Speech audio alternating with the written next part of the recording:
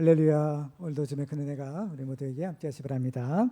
자, 오늘은 신앙의 세대 교체라는 제목으로 또 함께 은혜를 나누고자 합니다. 우리 인간을 구원하시는 하나님의 구원의 역사를 보면 하나님께서는 인간을 통해서 인간을 구원하시는 것을 볼 수가 있습니다. 그런데 하나님은 죽을 수 없는 영원한 분이시지만 우리 인간은 죽을 수밖에 없는 유한한 존재입니다. 그래서 필요한 것이 바로 신앙의 세대 교체입니다. 특별히 하나님께서 행하시는 구원의 역사는 어떤 한 사람만으로 해낼 수 있는 것이 아니라 여러 세대에 걸쳐서 이루어지는 것이 대부분입니다. 예를 들면 이 출애굽 사건은 모세가 시작해서 여호수아가 완성을 하는 것을 보게 됩니다.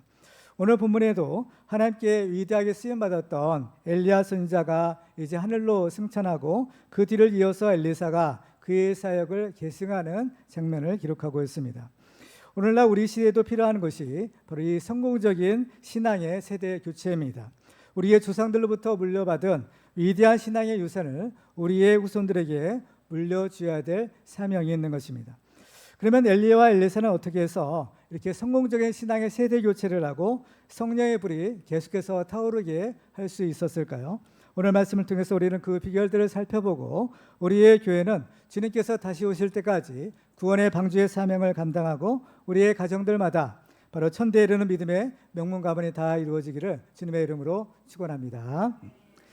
자, 오늘 본문을 통해서 성공적인 신앙의 세대 교체를 이루려면 먼저 무너진 제단들을 수축해야 됩니다. 오늘 본문에는 특별히 엘리야가 승천하기 전에 엘리사와 함께 했던 그러한 장소들에 대한 기록이 있습니다. 총 4군데에 걸쳐서 이 장소의 지명일이 나오는데요. 먼저 길갈에서부터 시작해서 베델로 가고 베델에서 여리고 또 여리고에서 요단으로 이렇게 이동하는 것을 볼 수가 있습니다. 근데 이런 지역들은 엘리야가 임의로 가고 싶어서 가는 것이 아니라 바로 하나님께서 보내서 가셨다라고 기록합니다.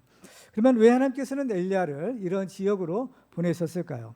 여기에는 크게 2가지 목적이 있었습니다. 하나는 그곳에는 바로 이 엘리야 선지자가 세운 선지자 학교가 있었는데 엘리야가 훈련한 제자들이 바로 그곳에 있었기 때문입니다. 그래서 엘리야가 이 세상을 떠나가기 전에 마지막으로 그 제자들을 돌아보고 격려하기 위해서였습니다. 두 번째는 이제 엘리야의 뒤를 이을 엘리사가 과연 무엇을 해야 될 것인지 그 사명이 무엇인지를 가르쳐주기 위해서였습니다. 이 엘리야의 그 본질적인 사명은 이스라엘의 무너진 제단을 수축하는 데 있었습니다. 엘리야가 이제 450명의 바알 선지자들과 갈멜산에서 누가 참신이냐라는 그러한 대결을 벌였습니다. 그때 엘리야가 한 일은 바로 무너진 하나님의 제단을 수축하는 것이었습니다. 열왕기상 18장 30절과 31절을 같이 읽도록 하겠습니다. 시작. 엘리야가 모든 백성을 향하여 이르되 내게로 가까이 오라. 백성이 다 그에게 가까이 가매 그가 무너진 여호와의 제단을 수축하되 야곱의 아들들의 지파의 수요를 따라 엘리야가 돌 12개를 취하니 이 야곱은 옛적에 여호와의 말씀이 임하여 이르시기를 내 이름을 이스라엘이라 하리라 하신 자더라. 아멘. 바로 이제 엘리야가 무너진 여호와 하나님의 그 제단을 다시 이제 수축을 했습니다. 특별히 상징적으로 12개의 돌을 취하여 제단을 쌓았는데 그 돌들을 의미하는 것은 이스라엘의 12개의 지파를 상징하는 것이었습니다. 그래서 이 엘리야의 뒤를 이어 엘리사가 해야 될 일도 바로 이 이스라엘의 무너진 제단을 다시 쌓는 것이었습니다.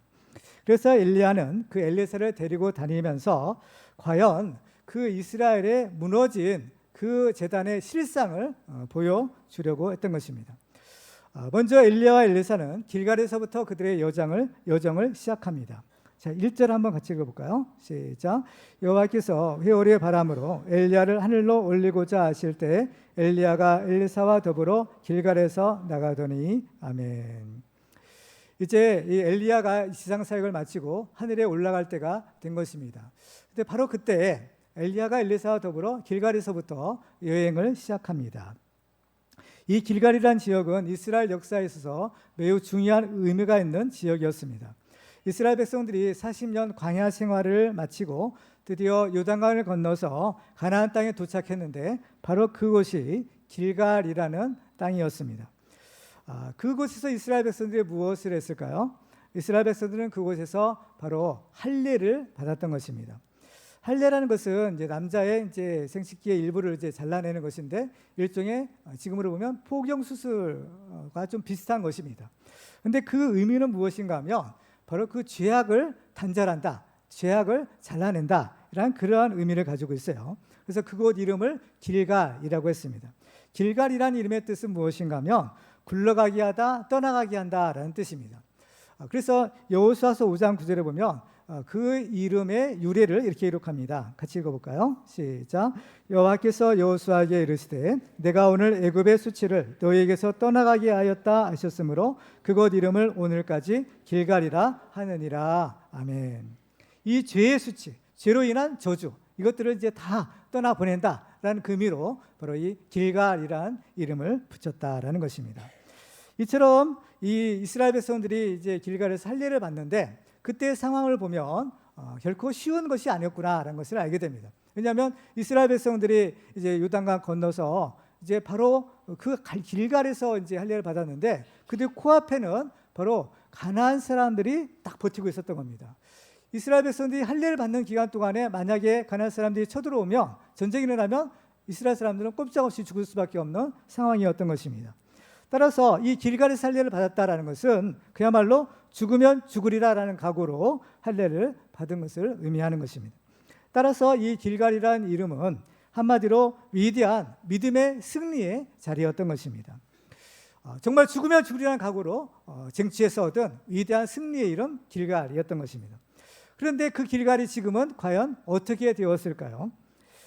육신의 할례는 받았지만 정작 받아야 될 마음의 할례는 받지 못하고 과거의 승리의 영광에 취해서 한 발자국도 앞으로 나아가지 못하고 있는 것이 이 길갈의 상황이었던 것입니다. 과거는 아무리 좋은 것이라 할지라도 이미 지나가 버린 시간입니다. 중요한 것은 바로 오늘이라는, 지금이라는 시간입니다. 그래서 우리는 이 오늘을 살면서 바로 하나님 나라를 소망하며 바로 주님 주신 사명을 감당하며 사는 것입니다. 미래는 아직 우리에게 오지 않는 시간이지만 하나님께서는 바로 이 미래가, 우리의 미래가 어떻게 될 것인가라는 것을 미리 사실은 알 수 있게 해주시는 거죠. 그렇죠? 미래는 아직 우리에게 주어지지 않는 시간이지만 우리의 미래가 과연 어떻게 될 것인가라는 것을 우리는 미리 알게 하시는 겁니다. 미래에 가봐야 알지, 물론 가봐야 알지만 하나님께서는 우리에게 그 미래의 실상을 우리에게 미리 알려주시는 겁니다. 무엇으로? 믿음을 통해서인 겁니다. 믿음은 바라는 것들의 실상이요 보이지 않는 것들의 증거라라고 하셨습니다. 그렇기 때문에 이 미래라는 것은 어떤가요? 미래는 오늘이라는 시간이 쌓여져서 우리의 미래가 되는 겁니다. 그러니까 오늘이라는 시간을 우리가 어떻게 사느냐에 따라서 우리의 미래가 결정되는 거죠. 그래서 미래의 시간이 정말 하나님의 축복과 기적의 영광의 시간이 될 것인지 아니면 그렇지 않을 것인지는 오늘이라는 시간을 우리가 어떻게 보내느냐 여기에 달려있는 것입니다. 그래서 사도 바울은 빌립보서 3장에서 13절과 14절에서 이런 얘기를 합니다. 같이 한번 읽어볼까요? 시작. 형제들아 나는 아직 내가 잡은 줄로 여기지 아니하고 오직 간 일, 즉 뒤에 있는 것은 잊어버리고 앞에 있는 것을 잡으려고 표대를 향하여 그리스도 예수 안에서 하나님이 위에서 부르신 부름의 상을 위하여 달려가노라. 아멘. 그렇기 때문에 우리들은 옛날에 나 때는 이라는 과거의 영광에 안주하지 말고 오직 예수님만 바라보고 오늘을 힘차게 달려가시기를 주님의 이름으로 축원합니다. 두 번째로 엘리야와 엘리사가 갔던 곳은 바로 베델이라는 지역이었습니다. 자, 2절을 같이 읽겠습니다. 시작. 엘리야가 엘리사에게 이르되 청하건대 너는 여기 머물라. 여호와께서 나를 베델로 보내시느니라 하니 엘리사가 이르되 여호와께서 살아계심과 당신의 영혼이 살아있음을 두고 맹세하노니 내가 당신을 떠나지 아니하겠나이다 하는지라. 이에 두 사람이 베델로 내려가니. 자, 이제 이 길갈에서 어디로 가요? 베델로 가는 겁니다. 그러면 이 베델은 과연 어떤 곳이냐? 성경을 보면 이 베델이라는 곳은 하나님께 예배드리는 장소였습니다. 위대한 믿음의 족장들이 하나님께 제단을 쌓았던 곳이 바로 이 베델이었습니다. 그래서 믿음의 조상인 아브라함이 가나안 땅으로 오게 되는데 가나안 땅에 도착해서 제일 처음으로 바로 제단을 쌓고 하나님께 예배를 드린 곳이 바로 이 베델이라는 곳이었습니다. 그래서 창세기 12장 8절에는 그 장면을 이렇게 기록합니다. 거기서 베델 동쪽 산으로 옮겨 장막을 치니 서쪽은 베델이요 동쪽은 아이라. 그가 그곳에서 여호와께 제단을 쌓고 여호와의 이름을 부르더니. 바로 이 베델에서 하나님께 예배드리고 하나님의 이름을 불렀던 곳이 베델인 겁니다. 그리고 또 이 베델이라는 곳은 야곱이 꿈속에서 하나님을 만난 곳이기도 합니다. 야곱이 그 형 에서를 피해서 하나로 도망을 가다가 그만 이제 밤이 되었습니다. 그래서 이 돌베개를 베고 잠을 자고 있는데 그 꿈속에서 바로 이 하나님을 만나게 됩니다. 그래서 그 하나님을 만나고 나서 잠을 깨어서 야곱이 이렇게 얘기합니다. 창세기 28장 16절 보시면 야곱이 잠이 깨어 이르되 여호와께서 과연 여기 계시거늘 내가 알지 못하였도다. 이에 두려워하여 이르되 두렵도다. 이곳이요 이것은 다름 아닌 하나님의 집이요 이는 하늘의 문이로다 하고 야곱이 아침에 일찍 일어나 베개로 삼았던 돌을 가져다가 기둥으로 세우고 그 위에 기름을 붓고 그곳 이름을 베델이라 하였더라. 이 성의 옛 이름은 루스더라. 이처럼 이 베델이라는 것은 하나님을 만나고 하나님께 예배를 드렸던 이러한 축복의 장소였던 것입니다. 그러면 이 베델이 지금은 과연 어떠느냐? 그러니까 엘리야와 엘리사 시대죠. 그렇게 그 시대에는 과연 이 베델이 어떻게 되었을까요? 그 베델이 지금은 바로 금송아지 우상을 섬기는 우상 숭배의 본거지가 되었다라는 것입니다. 이제 이스라엘이 이제 남과 북으로 갈리게 됩니다. 그때 이제 북왕국 이스라엘의 초대 왕이 여로보암이라는 사람이었어요. 그래서 이 여로보암이 북이스라엘의 왕이 되고 나서 맨 먼저 한 일이 무엇인가 하면 사람들이 하나님께 제사드리러 예루살렘에 가지 못하게 막은 것입니다. 왜냐하면 자꾸 그 예루살렘으로 가게 되면 사람들의 마음이 또 하나 자기로부터 떠나게 될까 두려워서 바로 이스라엘 백성들을 가지 못하게 해야 되겠다라고 한 것입니다. 그래서 그는 금송아지 우상 둘을 만들어서 하나는 베델에 두고 또 하나는 북쪽에 있는 단이라는 지역에 두어서 바로 그 금송아지 우상을 섬기도록 했던 것입니다. 그래서 열왕기상 12장 32절과 33절에 보면 이제 그 장면 중에 일부를 이렇게 기록합니다. 여덟째 달 곧 그 달 15째 날로 절기를 정하여 유다의 절기와 비슷하게 하고 제단에 올라가되 베델에서 그와 같이 행하여 그가 만든 송아지에게 제사를 드렸으며 그가 지은 산당의 제사장을 베델에서 세웠더라. 그가 자기 마음대로 정한 달 곧 여덟째 달 15째 날로 이스라엘 자손을 위하여 절기로 정하고 베델에 쌓은 제단에 올라가서 분향하였더라. 계속해서 반복해서 이 베델이라는 지역의 지명의 이름이 나옵니다. 바로 그 베델에서 바로 우상을 섬기는 바로 아주 그냥 그 본거지가 되고 만 것입니다. 우리는 하나님을 섬기는 사람들입니다. 살아계신 하나님을 섬기는 사람들에게는 하나님의 복을 주시는데 하늘의 문이 열리는 축복을 받을 수가 있습니다. 그렇지만 우상을 섬기게 되면 그 모든 축복의 문들이 닫히게 되는 것입니다. 그렇기 때문에 우리는 모든 이 우상의 제단들은 다 헐어버리고 여호와 하나님의 그 제단은 다시 수축해야 합니다. 여러분의 삶 가운데서 허물어 버려야 될 우상의 제단들이 혹시 있습니까? 또 여러분의 삶에서 다시 수축해야 될 예배의 제단은 과연 무엇입니까? 여러분의 가정마다 예배의 제단을 수축하셔서 하늘의 문이 열리는 축복을 받으시기를 주님의 이름으로 축원합니다. 세 번째로 엘리야와 엘리사가 간 곳은 바로 여리고라는 곳이었습니다. 자, 4절을 보겠습니다. 엘리야가 그에게 이르되 엘리사야 청하건대 너는 여기에 머물라 여호와께서 나를 여리고로 보내시느니라. 엘리사가 이르되 여호와께서 살아계심과 당신의 영혼이 살아있음을 두고 맹세하노니 내가 당신을 떠나지 아니하겠나이다 하니라. 그들이 여리고에 이르매. 자, 앞부분과 반복해서 그죠? 이 같은 이 문장의 구조를 가지고 다만 어디로 향하는가라는 그 지명만 지금 바꿀 뿐이죠. 바로 아까는 베델로 향했는데 지금은 여리고로 향하는 것입니다.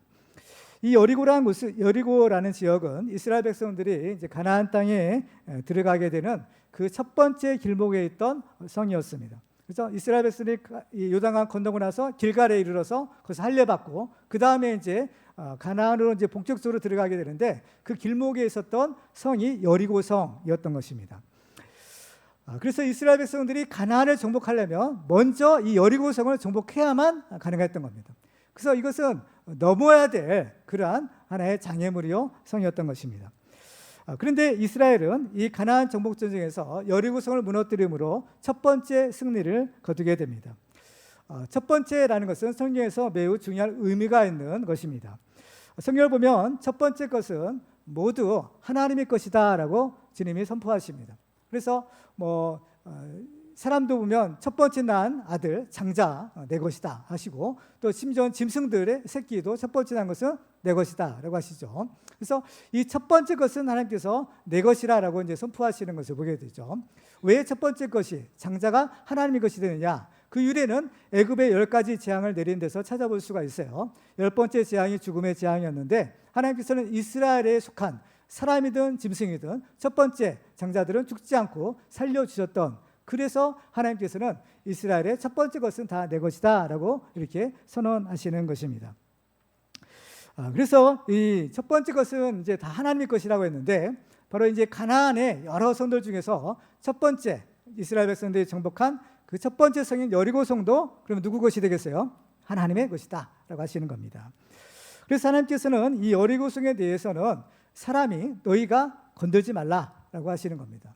왜냐하면 이 여리고 성의 정복은 사람의 손으로 의해서 이루어진 것이 아니라 전적인 하나님의 능력과 은혜로, 기적으로 이루어진 것이기 때문입니다. 이 성을 정복할 때 사람이 어떤 일말에 어떤 도움이라도 되었으면 혹시라도 그 전리품을 나눠줄 수 있겠지만, 이 여리고 성의 정복은 전적인 하나님의 능력으로 이루어진 것입니다. 그래서 하나님께서 이스라엘 백성들에게 어떻게 여리고 성을 정복할 수 있는지를 방법을 알려주시잖아요. 매일 하루에 한 바퀴씩 돌고, 6째 날 돌고, 그 다음에 7번째 날은 6번 돌고, 마지막 외치라, 그죠? 그래서 이제 그 말씀들 하였더니 정말 이 성이 와르르 무너진 거죠. 바로 하나님께서 무너뜨려 주시는 겁니다. 그럴 때 하나님께서는 이 여리고 성에 대해서 주의할 것을 가르쳐 주세요. 여호수아 6장 18절과 19절에 보시면 이렇게 기록합니다. 한번 같이 읽어볼까요? 시작. 너희는 온전히 바치고 그 바친 것 중에서 어떤 것이든지 취하여 너희가 이스라엘 진영으로 바치는 것이 되게 하여 고통을 당하게 되지 아니하도록 오직 너희는 그 바친 물건에 손대지 말라. 은금과 동철 기구들은 다 여호와께 구별될 것이니 그것을 여호와의 곳간에 드릴지니라 하니라. 이제 앞으로 이제 정복할 성들은 다 하나님께서 이스라엘 백성들에게 주시는 거죠. 그런데 이 첫 번째 여리고 성에 대해서만은 어때요? 건들지 마라고 딱 선언하시는 겁니다. 여기 있는 것은 다 내 것이다 라고 하시는 겁니다. 그런데 왜 그러면 하나님께서는 이 여리고 성에 있는 것은 다 하나님께서 가져가시느냐라는 거죠. 그 이유가 있어요. 그건 뭐냐면은, 물론 첫 번째 것이기 때문에 하나님의 것이라 하나님께서 가져가신 것은 너무나 당연하지만, 그 이면에 담겨진 하나님의 뜻이 있는 겁니다. 그것은 바로 이스라엘 백성을 위해서인 거랍니다. 이 가나안 사람들, 또 가나안 성들은 다 죄악을 상징하는 그러한 것들입니다. 그렇기 때문에 하나님께서는 이스라엘 백성들이 가나안 땅에 들어갈 때 가나안 사람들을 진멸하라, 완전히 쫓아내거라 라고 말씀하는 거예요. 그렇기 때문에 그것은 영적인 의미로 보는 겁니다. 바로 죄와 그 죄에 따른 저주를 의미하는 것이에요. 그렇기 때문에 이 여리고 성도 지금 뭐냐? 바로 가나안을 대표하는 성으로서 이 성은 하나님을 대적하는 죄악의 도성인 겁니다. 그러니까 한마디로 말해서 저주받은 성이다라는 거예요.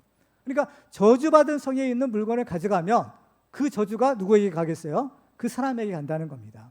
그래서 하나님께서는 이스라엘 백성들이 그 죄의 저주를 받지 않도록 그 성에 있는 것은 온전히 하나님의 전에 드리러 가라라는 거예요. 이건 뭐냐? 하나님께서 이 가나안의 저주를 하나님이 가져가시겠다는 겁니다.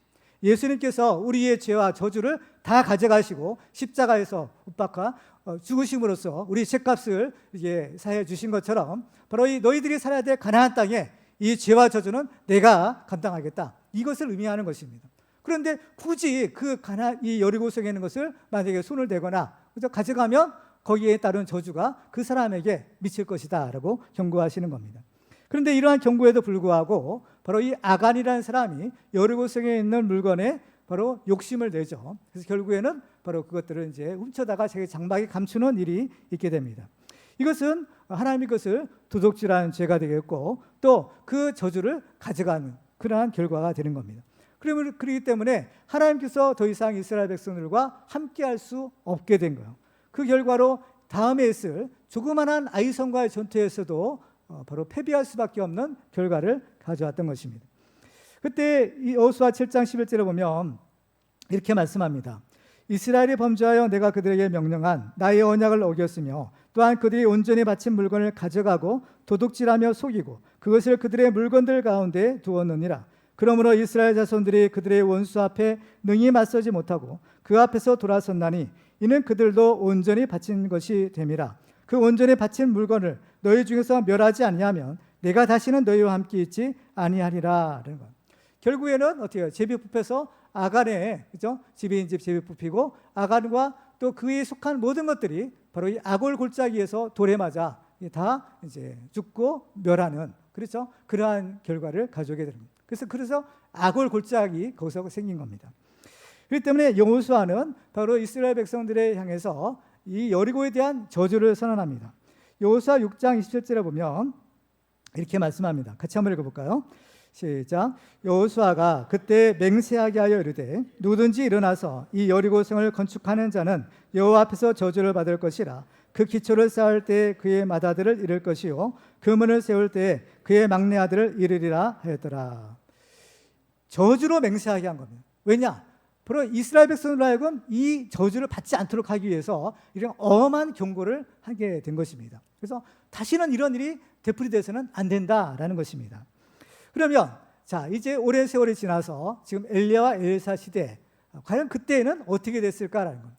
그 무너졌던 여리고성이 다시 건축이 되는 겁니다. 열왕기상 16장 3절에 보면 이렇게 기록합니다. 같이 한번 읽어볼까요? 시작. 그 시대에 베델 사람 히엘이 여리고를 건축하였는데 그가 그 터를 쌓을 때 맏아들 아비람을 잃었고 그 성문을 세울 때 막내 아들 수굽을 잃었으니 여호와께서 눈의 아들 여호수아를 통하여 하신 말씀과 같이 되었더라. 하나님을 두려워하지 않고 하나님의 말씀을 무시하여서 히엘의 사람이 그 성을 건축하였는데 여호수아가 경고한 대로 그대로 되었다라고 하십니다. 하나님이 애써 무너뜨려 주신 그 여리고성을 굳이 다시 건축하는 이유가 무엇이겠습니까? 바로 이 사람 아간과 같은 그러한 탐심이 있기 때문인 겁니다. 지금도 수많은 사람들이 여리고성을 다시 쌓고 그 여리고의 저주를 받고 있는 것을 보게 됩니다. 하나님을 두려워하지 않고 하나님의 말씀을 애써서 무시하려고 합니다. 그래서 하나님의 것을 도둑질하기도 두려워하지 않고 하는 것입니다. 성경을 보면 이것은 하나님의 것이기 때문에 절대로 너희가 건들지 말아라 라고 명령하신 것들이 있습니다. 그것이 무엇입니까? 우리가 쉽게 다 아는 것처럼 주일 성수와 11조와 헌물이라 라고 하십니다. 이것은 하나님의 것이기 때문에 구별하여서 하나님께 드리라 라고 말씀합니다. 그렇기 때문에 우리들은 바로 이 구별될 삶이 뭐냐면 거룩한 삶인 겁니다. 나의 것과 하나님 것을 구별하고 나의 것과 다른 사람의 것을 구별하면서 살아가는 것, 바로 이 경계를 확실하게 지키는 것이 거룩한 삶의 본질이 되는 것입니다. 그렇기 때문에 우리들은 바로 하나님이 멸하신 이 여리고성에 머물러 있어서는 안 되는 겁니다. 우리가 이 여리고성에 머물러 있게 되면 이 여리고성은 언젠가는 무너지게 마련입니다. 그러면 여리고성이 무너질 때 그 성에 있는 사람도 같이 망하게 되는 겁니다. 소돔과 고모라 성이 이제 하나님의 멸망의 심판을 당하게 되는데 바로 그 속에 있던 롯의 식구들이 하나님의 은혜로 그 성에서 빠져나오게 됩니다. 바로 이것이 구원인 것입니다. 그 안에 있으면 같이 망하게 되기 때문인 것입니다. 우리는 이 여리고성에서 빨리 나가야 되는 겁니다. 언제 이 성이 무너질지는 아무도 모르는 겁니다. 그렇기 때문에 우리가 이 사실을 깨닫는 즉시 이 성에서 빨리 빠져나가야 되는 겁니다.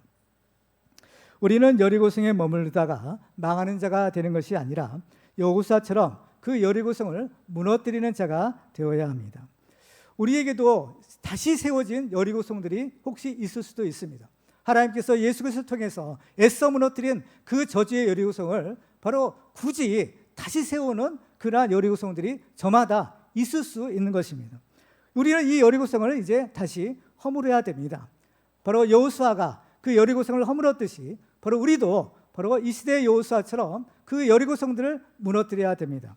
어떻게 그 여리고성을 무너뜨릴 수 있겠습니까? 바로 옛날과 똑같은 겁니다. 그것은 바로 온전히 하나님의 말씀에 순종하는 것입니다.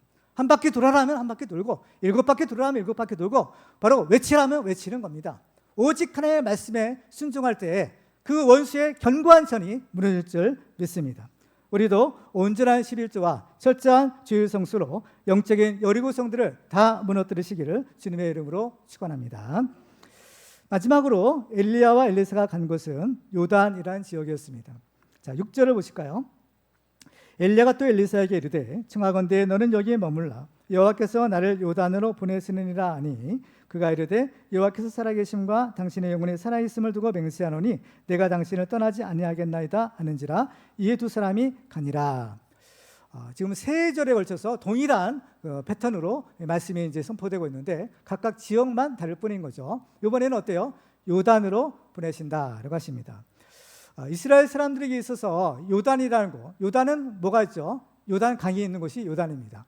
그래서 이스라엘 사람들에게 있어서 이 요단 강은 무슨 의미였느냐? 바로 죽음의 강이었던 겁니다. 그래서 사람이 죽으면 그 영혼이 요단강을 건너서 이제 스올로 간다라고 생각을 했어요. 그래서 우리 찬송가에 보면 며칠 후 이 찬송이 있잖아요. 요단강 건너가서 만나리 이런 찬송이 있는 것처럼 그 유래가 바로 이스라엘 사람들의 그 사고에서 나온 것입니다. 그 때문에 이 이스라엘 사람들에게서의 요단강은 죽음의 강이요 건널 수 없는 강인 겁니다. 이 강을 건너려면 오직 죽어야만 건널 수 있는 강인 거죠. 근데 만약에 살아서 이 요단강을 건너려면 어떻게 해야 되느냐? 바로 그 죽음의 권세를 이기는 능력이 있어야 되는 겁니다. 근데 누가 그 죽음의 권세를 이길 수 있는 능력이 있겠어요? 그렇죠? 그렇기 때문에 다 이 강을 건널 수 없는 겁니다. 이 강을 건너야만 어때요? 하나님이 약속하신 가나안 땅에 축복이 있는데 그렇죠? 그 땅을 건널 수가 없더라라는 것입니다. 그래서 하나님께서는 어때요? 하나님의 권능으로 이 요단강을 가르게 하시는 겁니다. 출애굽을 갈라서 이스라엘 백성들을 애굽에서 구원해내신 하나님께서 이제 이스라엘 백성들을 그 약속의 땅 가나안 땅으로 들려보내실 때에도 역시 하나님께서는 그 요단강을 다시 말르셔서 마른 땅 위로 이스라엘 백성들을 건너가게 하시는 것입니다. 바로 이 하나님의 능력으로, 바로 죽음을 이기는 하나님의 이 권능으로 이스라엘 백성들을 이 죽음의 강 요단강을 건너 하나님의 약속하신 가나안 땅으로, 그 축복의 땅으로 이스라엘 백성들을 건너가게 하신 겁니다. 요단강을 건널 때 여호수아는 그 강 속에 있던 12개의 돌을 이제 가져다가 요단강 가에 그 돌로 기념비를 세우게 됩니다. 그 이유는 이스라엘 백성들에게 바로 죽음의 세력을 이기는 비결을 가르쳐주기 위함이었습니다. 그렇습니다. 우리들에게도 이 죽음의 강이 바로 우리 앞길을 가로막고 있을 수가 있습니다. 그럴 때 바로 우리들은 어떻게 이 죽음의 세력을 이기고 하나님이 약속하신 그 축복의 땅으로 갈 수 있을 것이냐? 바로 우리들은 이 죽은 자를 살리시는 하나님에 대한 부활신앙을 가지고 바로 죽으면 죽으리라는 그 각오로 믿음으로 나갈 때 바로 요단강이 갈라지는 기적을 체험할 수 있는 겁니다. 그 요단강 속에는, 그 강물 속에는 바로 하나님이 예비하신 바로 생명의 길, 바로 마른 땅이 기다리고 있는 것입니다. 오늘 본문에 보면 엘리야가 그 요단강을 다시 갈리게 됩니다. 우리가 읽지는 않았지만 7절과 8절에 보면 이렇게 기록하고 있습니다. 같이 한번 읽어볼까요? 시작. 선지자의 제자 50명이 가서 멀리 서서 바라보며 그 두 사람이 요단가에 서 있더니 엘리야가 겉옷을 가지고 말아 물을 치매 물이 이리저리 갈라지고 두 사람이 마른 땅 위로 건너더라. 아멘. 자, 하나님께서는 이스라엘 백성들을 이끌고 여호수아를 앞세워서 요단강을 건너 가나안 땅으로 들어가시는 겁니다. 그렇죠? 이제 하나님께서 이스라엘 백성들과 함께 가시잖아요. 그렇죠? 이스라엘 백성들이 갔다는 것은 뭐예요? 언약궤를 앞세우고 가는데 그것은 하나님이 함께 하셨다는 겁니다. 하나님께서 그 죽음의 강을 가르고 이스라엘 백성들과 함께 이제 가나안 땅, 약속의 땅으로 들어가시는 거예요.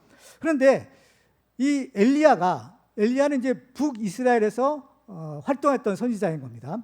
그 엘리야가 지금 그 자기의 사역지들을 돌아보잖아요. 그 사역지를 돌아보고 요단에서 마지막으로 한 것이 뭐냐? 요단강을 다시 가려는 겁니다. 요단강을 다시 가려고 그 마른 땅으로 다시 강을 건너 온 거예요. 근데 문제는 방향이 중요한 겁니다. 옛날 여호수아 때는 어땠어요? 가나안 땅을 향해서 들어간 겁니다. 자, 이 요단강이라는 것은 이스라엘 지형에서 굉장히 중요한 지역인데 이 이스라엘 땅은 가운데에 있는 요단강을 중심으로 요단 동편과 요단 서쪽으로 갈리게 됩니다. 그래서 이제 성경에서 말하는 가나안 땅이라는 것은 요단강 서쪽에 있는 땅이요. 요단강 서쪽과 지중해 사이에 있는 땅이 가나안 땅이고 요단강 동편에 있는 땅은 모압과 암몬, 에돔 족속들이 사는 그런 땅인 겁니다. 그래서 바로 이제 출애굽할 때는 이스라엘 백성들이 요단강을 가르고 어디로 들어가요? 서쪽에 있는 요단강 서쪽에 있는 가나안 땅으로 들어가는 거예요. 지금은 엘리야가 어디로 갑니까? 그 가나안 땅에 있던 엘리야가 요단강을 다시 가르고 요단 동편 쪽으로 이제 건너온 겁니다. 동편으로 건너온 거예요. 이것이 무슨 의미냐면 이제 가나안 땅에 들어가셨던 하나님이 바로 그 요단강을 가르고 다시 나오셨다는 것을 의미하는 겁니다. 이 엘리야는요 하나님의 사람이거든요. 강을 갈렸잖아요.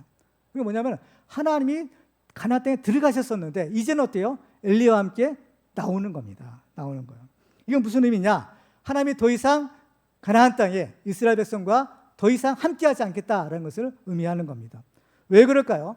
이것은 하나님께서 엘리야와 엘리사에게 보여주신 대로 곳곳에 바로 여호와 하나님을 섬겼던 제단들이 다 무너졌기 때문인 겁니다. 이러한 4개의 지역들의 특징이 있어요. 뭐냐? 한때는 하나님을 잘 경외하는 그러한 축복의 땅, 위대한 믿음의 땅, 승리의 땅인 겁니다. 그렇지만 지금은 어때요? 그 제단들이 다 무너져 내린 겁니다. 오히려 앞장서서 우상을 섬기고 앞장서서 하나님께 거적하고 불순종하는 그러한 우상 숭배의 땅이 되고 만 겁니다. 그런데 어때요? 하나님께서 더 이상 그곳에 나 이제 더 이상 못 있겠다라고 하시면서 이렇게 엘리야를 통해서 나오시는 모습을 보여주시는 겁니다. 그러면 어떻게 될까요? 하나님이 떠나가시는 이 가나안 땅, 하나님이 떠나가시는 이스라엘은 더 이상 소망이 없는 것입니다. 우리의 소망은 오직 하나님께 있습니다. 하나님이 우리와 함께 하시는데 우리의 소망이 있는 것입니다. 만일 하나님이 우리를 버리신다면 우리는 이제 더 이상 소망이 없고 우리에게는 멸망이 기다리고 있을 뿐인 것입니다. 그렇기 때문에 우리들은 지금 우리가 머무르고 있는 곳이 과연 영적으로 어느 지역인지를 잘 살펴볼 필요가 있는 것입니다. 우리는 영적으로 지금 어느 곳에 머물고 있습니까? 나 때는 왕년에는 이라는 과거의 영광에 취해서 안주하고 있는 길갈이라는 지역입니까? 아니면 한때는 열심히 하나님을 섬겼지만 지금은 헛된 우상을 섬기고 있는 베델이라는 지역입니까? 아니면 세상 욕심으로 가득해서 탐심의 우상을 섬기고 있는 여리고성입니까? 아니면 여전히 죽음이 무섭고 두려워 건너지 못하고 있는 바로 요단강 가입니까? 우리가 이거는 곳에 머물러 있어서는 절대로 하나님이 우리와 함께 하실 수가 없습니다. 우리가 하나님이 함께 하시고 하나님과 동행하는 임마누엘 축복을 받으려면 바로 이 무너진 제단들을 다시 수축해야 합니다. 여러분에게 있어서 혹시라도 무너진 제단이 있습니까? 엘리야처럼 무너진 제단을 다시 수축하고 예배에 성공할 때 하나님이 함께 하시고 하나님이 불로써 응답하시는 참된 예배자가 될 줄로 믿습니다.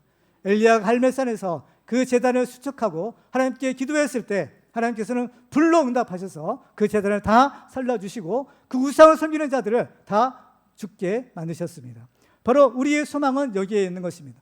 우리의 무너졌던 제단을 다시 수축하고 하나님께 기도해서 하나님께서 그 성령의 불을 내려주셔서 우리의 모든 더러운 죄악들을 다 소멸하고 우상의 제단들을 다 멸하게 하시는 것이 우리의 소망입니다. 엘리야가 무너진 제단을 다시 수축하고 엘리사에게 그 사명을 물려주었듯이 우리도 무너진 제단을 다시 수축해서 우리의 다음 세대와 후손들에게 믿음의 유산을 물려주어 천대에 이르는 믿음의 명문 가문들이 다 되시기를 주님의 이름으로 축원합니다. 이제 말씀을 맺겠습니다. 오늘 우리는 성공적인 신앙의 세대 교체를 위해서는 각자 각종의 무너진 제단들을 다시 수축해야 된다라는 것을 배웠습니다. 우리가 엘리야와 엘리사처럼 무너진 제단을 수축할 때 하나님이 성령의 불로써 응답하셔서 각종 우상의 제단들은 다 소멸되고 하나님이 함께 하시는 임마누엘 축복의 주인공이 될 수가 있습니다. 우리는 이 시대에 엘리야와 엘리사가 되어 성공적인 신앙의 세대 교체를 이루어 천대에 이르는 믿음의 명문 가문을 다 이루시는 축복의 주인공들 되시기를 주님의 이름으로 축원합니다.